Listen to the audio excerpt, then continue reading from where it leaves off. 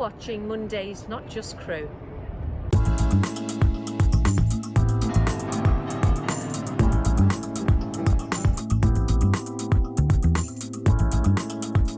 Well, hello. I'm going to catch up with the old big man, Alex Chisnell, to find out what he's been up to for the last couple of years.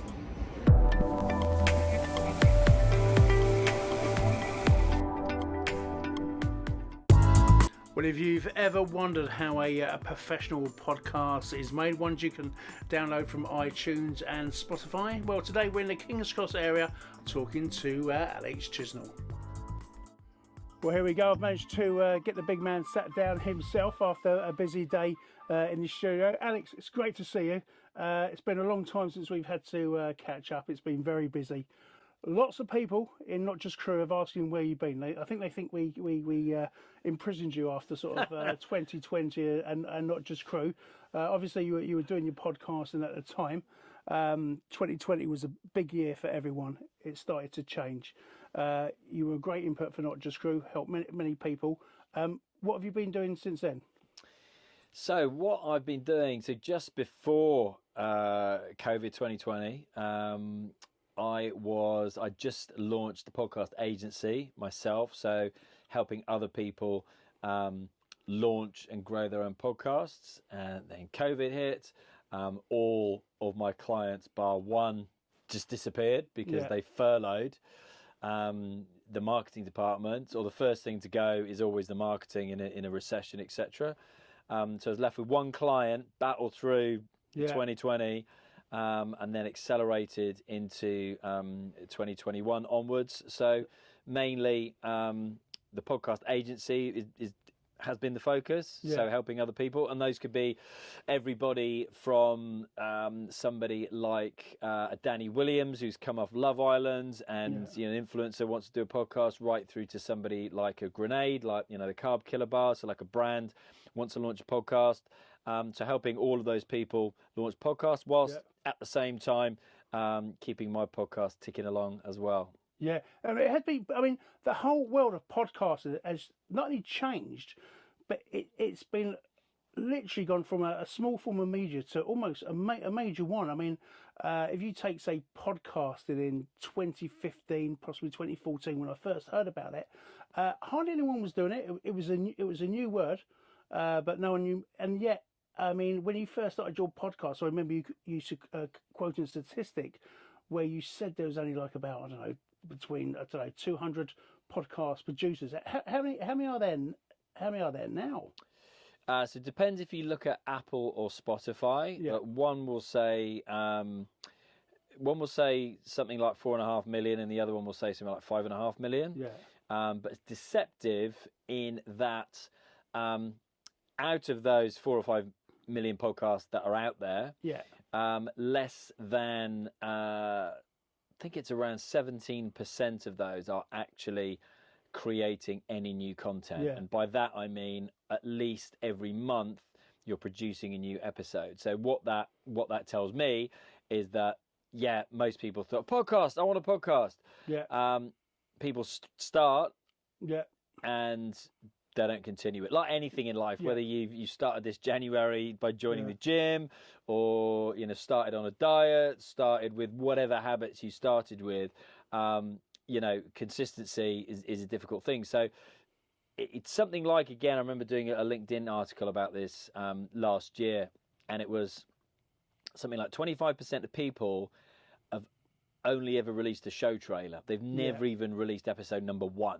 So they did one tiny little thing, and then another 25% of people never got beyond episode 10. So basically 50% of people will not be podcasting after 3 months. And for me, that goes, right, okay, well, if 50% of people out there who start a podcast give up, I really fancy my chances. Because if I just hang around longer than they do, simply by turning up and putting the work in, I'm already that much further down the road than they are. And like anything in life, as the examples I just gave, whether it's a career, whether it's family, whether it's a podcast, it's consistency that wins the race, playing the long game. Now I've been fortunate to be in this beautiful studio with you today and seeing one of your interviews. How do you get the best out of the people you're interviewing? Because you'll be able to see this podcast. I think it's been released in 2 weeks. I will pop a link down below. But obviously, they're out of their comfort zone. They may or may not have been in a studio before, but they come in. But at the same time, you want to get the best out of them. How do you go about making them relaxed? It's a really good question, and therein lies the truth. The first thing that you're trying to do is relax them, but they're like a fish out of water. And there's you can see it because you're the other side of the camera, but there are very bright lights. Yeah. There's 3 cameras rigged up looking at you, and you've got microphones left, right, and centre. This is going to sound.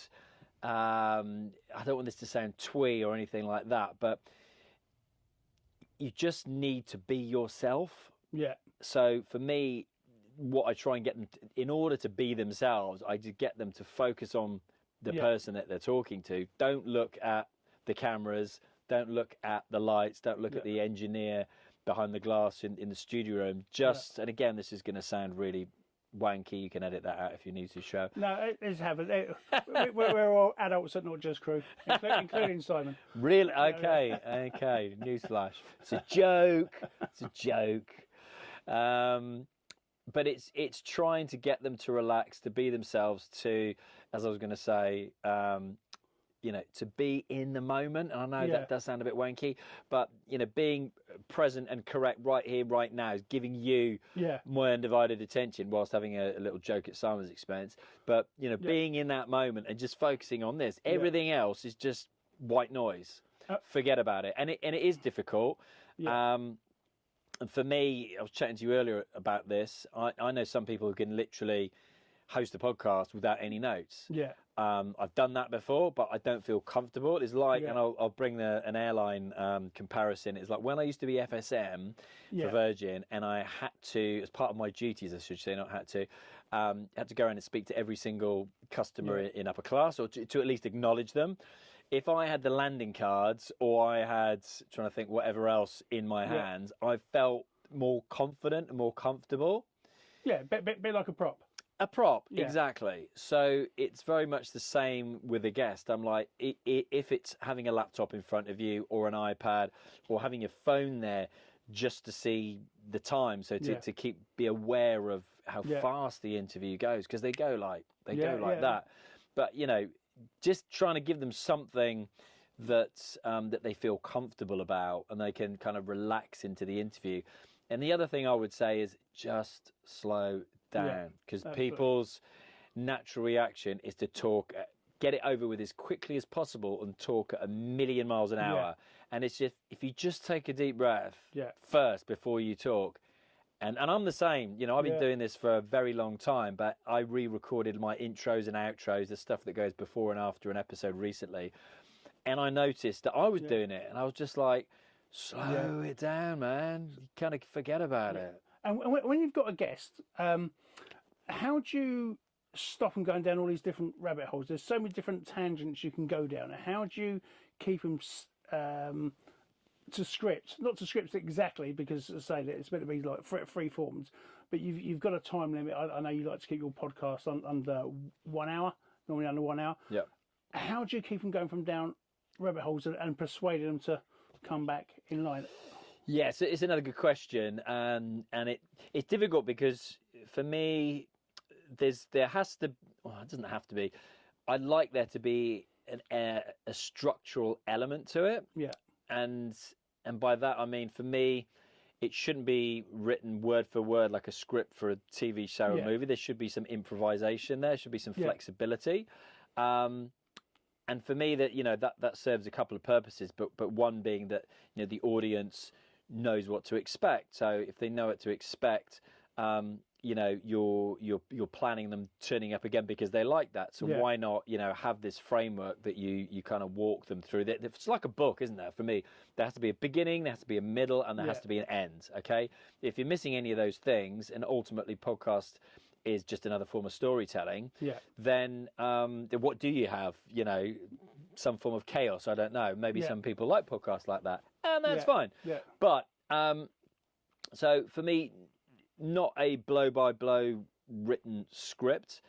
but a loose structure. Yeah. And, you know, a tip, we've just been recording a new podcast with the CEO of a fintech brand, financial tech brand. And for him, it was just having like a postcard with, I think, like 3 to 5 bullet points on. And that's what I tell everybody that I work with. I said, if you've got just 3 to 5 bullet points there and you think, you know, whoever it is that you're having a conversation with, you know, I've been lucky enough to interview, you know, everybody from like a Steven Bartlett from Dragon's Den through to like a James Haskell, you know, British Lion, England rugby captain, etc., and all sorts of people in between. But if you think you might never meet them for the rest of your life, so you only have this 1 hour with them, what would you like to get from them? What would you like to find out? And I think if you're keeping clock of the time by having your phone there, and it could get to the last 10 minutes. And if you've been taking down a bunch of different rabbit holes, then at least you can reel it back in and get the answers to those questions. And equally, the flip side I will add is that for me, I think with a lot of podcasts, and I know this from having recorded nearly 550 of my own, is that a lot of the gold, the best bits from those podcasts come when you do go down a rabbit hole and you explore a topic that isn't to script, that is there, you know. For me, it's like I might ask them a question and they give me an answer. And then I go, so how did that make you feel? What do your friends and family think about that? Yeah. And the answer that comes from that is usually where that gold is. And then I'll ask another question. You just kind of get under the hood a little bit and you dig a little bit deeper and you kind of pull out more of the emotional content to it. So sometimes you've got to give them a bit of leeway. One thing I was going to ask you, when you first started, it's pretty much an audio podcast. Correct. You've gone down the visual side as well. Yeah. And I think you both release in both formats. So you get a visual and audio separately. How did you find the transition between the two, going from a purely audio to actually sort of being on camera as well? How did I find it? So I was very comfortable with the audio because before I joined Virgin, I literally went straight from Bath Uni to BBC Radio Wales. So my background was radio. So I'm very comfortable with audio. Whereas video, I've always shied away from. And one might be the era that I was brought up in. Two, my background was audio. So, you know, showing my face, talking to camera on social media is something I've always shied away from, shall we say. So, like anything in life, I've learnt to embrace it. I've quite often those things that are holding you back, you know, is the thing that you need to do to get the thing that you're trying to get, you know, the reward, whatever that might be. And for me, you know, the reward is reaching more people, you know, getting more interesting guests on my show. And to do that, I know that I need to embrace all things audio and launch on YouTube, which I've done now. Yeah. And like with many of these things in life, I wish I'd done it when I started my podcast 7 years ago, not now. If I'd done it 7 years ago. Yeah, that's true. I mean, in 2020, in fact, I think you and I went away to San Francisco in early 2020 when COVID, I don't think we'd even heard of it. It wasn't even a thing. And yet, by the end of that year, most of us, if we had been laid off or working, discovered Zoom and visual software like that. So it sort of made us before COVID, I don't think if anyone mentioned a Zoom meeting, I really wasn't interested. But by the end of that year, we were on a platform similar to that called StreamYard, doing a show, reaching about 15,000 people a week. So that made me feel good times. Yeah, they were good times. But that made me feel comfortable in front of the camera. Yeah, and the nights and the after show in the green room. But it was something that sort of made us all get used to. Visual appearance. Even our one of our sort of creators, Robin, who's done some work for both of us, I forgot I hadn't actually met him physically, and until I actually met him physically and thought, well, this is the first time. So many people, and I'm sure they come to you, are interested in actually starting podcasts now. Now, I think when Not Just Crew first started, I think the only platform that I found easy enough to use, which was recommended to me probably by yourself, was Anchor. but it's changed. So many more people want to go into podcasts. What would your this is a cliche question, I know. What would your advice be to them for somebody who wants to start, who literally wants to start out? I know you mentioned to have at least 10 episodes in the can. What else would you suggest? I would firstly ask you, do you really want to do this? Why do you want to do this? What is the purpose of doing it? Because, and I'm not trying to put anybody off, because it has been the best thing, bar my wife and children, of course, in my life, that I've ever done. Yeah. It's led to meeting the most amazing people and having the most amazing opportunities presented to me. But what I didn't realise was what an undertaking it is to do. Yeah. It does take up a lot of time. It can take up a lot of money.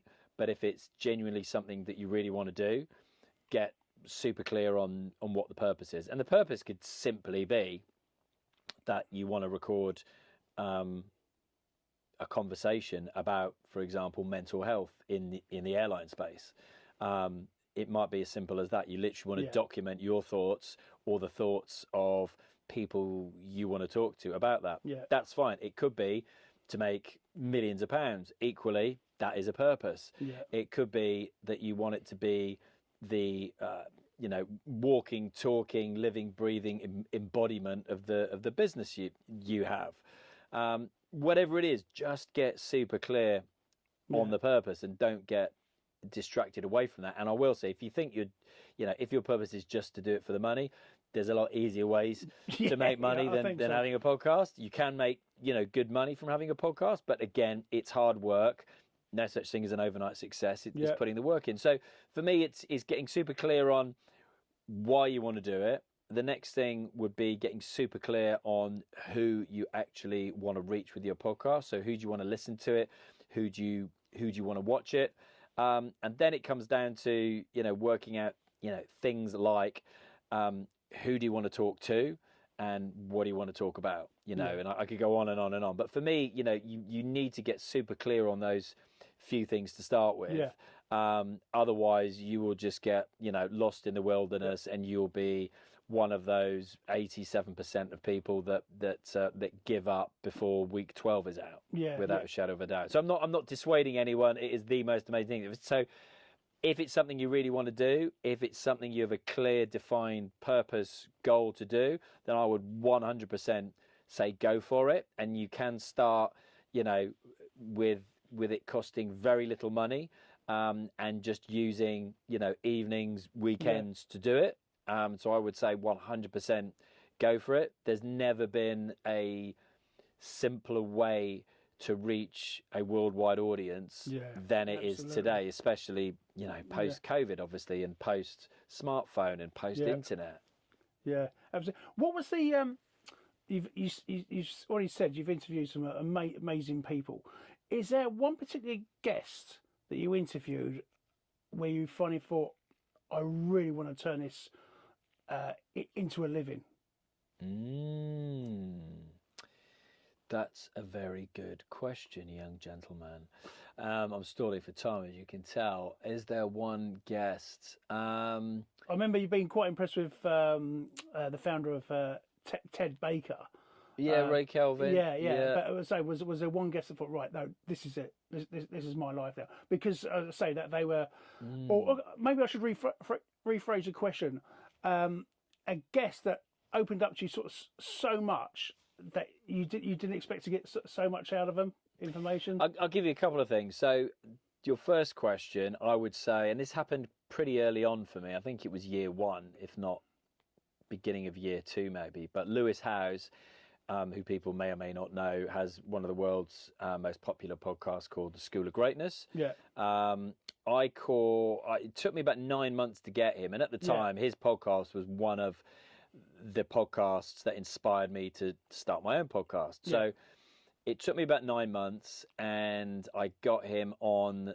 He'd just come off the Ellen show, one of the biggest shows in the world. So I was genuinely starstruck for that one. And I think that moment of, wow, I can get access to people like this through having a podcast.